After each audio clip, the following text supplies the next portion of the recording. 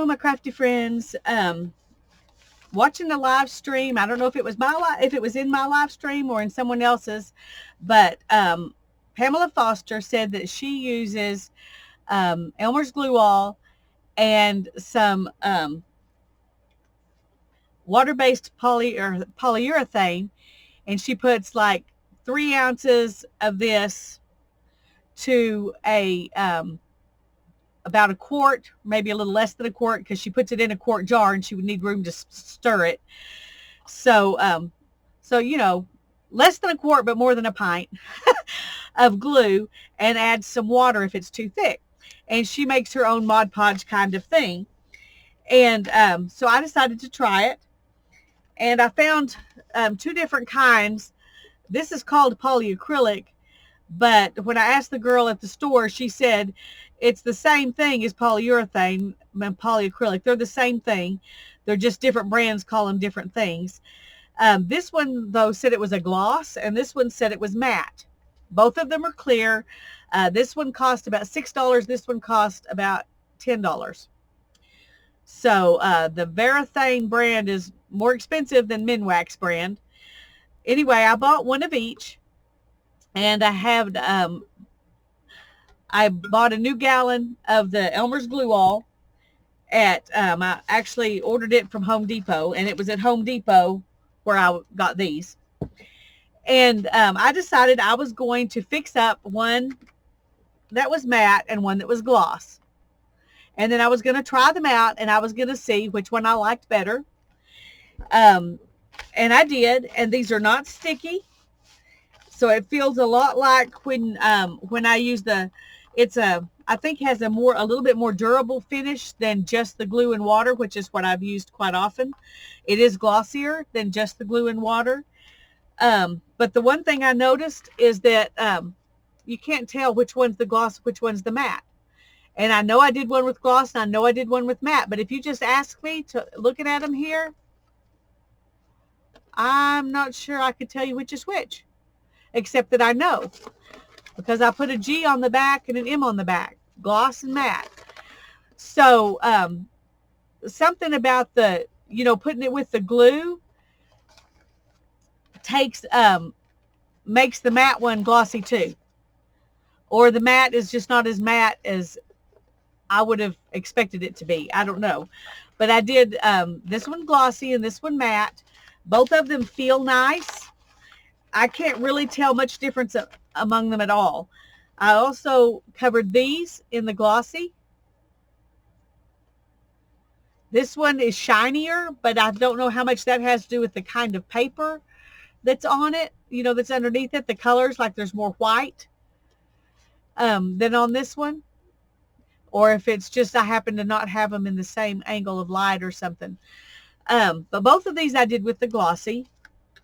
This one I covered this front cover of this with the matte, and it pretty much looks the same. It's not quite as shiny maybe, but once again I think that's from the paper, the difference in the paper, not the difference in the medium, because these are exactly the same envelope and they pretty much look exactly the same, gloss or matte. And I'm telling you that so that if you want to try this, you might as well buy the cheap one. It doesn't really matter. It comes out the same. And neither one of them are sticky. They both feel good. I'm trying to... It's a little more humid here than normal, and so I'm trying to think. These may feel a little stickier than this one, but it's not sticking at all. I mean, you could, I don't think that any of them would be sticky. And what I did this much. So it's less than a quart, but more than a pint. And I added about 1/3 of this can, and it's an 8-ounce can. So it's like 2 1/3 ounces or something. I did not measure it. I just poured it in there. I don't have an exact measurement for how much these hold, but this one holds more than that one. They're different size.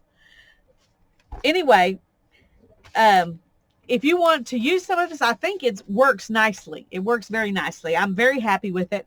And I'm okay with the fact that I've got a gloss and a matte that end up looking the same. I've just got 2 jars ready to go, I guess is the way I'm looking at it. Now, I put them in these water bottles because I can open the lid and shut the lid and I can squirt it out. But, and these cost 40 cents at the thrift store. So it was an easy jar to use. And so far it's working fine. I also got one to put my gesso in because I decided that would be handier than trying to get it out of the jar it was in that had a flat lid. Anyway, I just thought if you might want to make your own, I don't think I don't think there's an exact amount that you have to worry about. Just add some of one of these kind of things, water-based, to your glue, and that will give it some protective qualities. And then add enough water to make it the thickness that you like. And these are maybe a little bit thicker than the way I've done it in the past, but not much. I just didn't want to overdo the water. And what I did was put them, I found a pitcher also at the thrift store, a 2-quart pitcher, and I just put about this much in the bottom of that pitcher. And then I poured in some of this and poured in some water. And then I used a drill with one of those paint mixer things on it, and I mixed it up.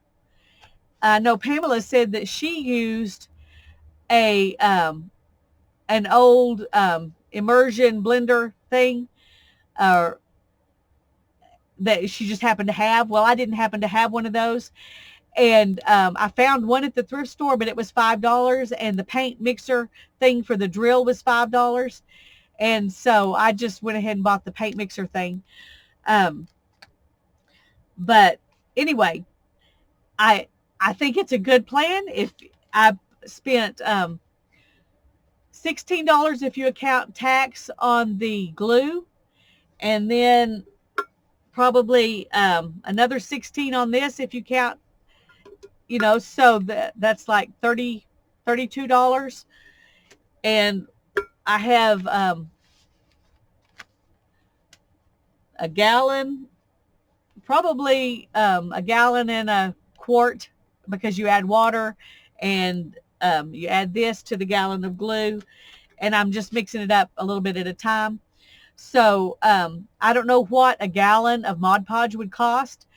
I wouldn't buy Mod Podge to use this way anyway because it's sticky, and this is not sticky. So that's the reason I did this rather than buying Mod Podge. I don't know what the price difference is, but I really like this, and so I wanted to tell you about it and pass on Pamela's information. She was sweet to share with me, and I'm sure she would be happy to share with you.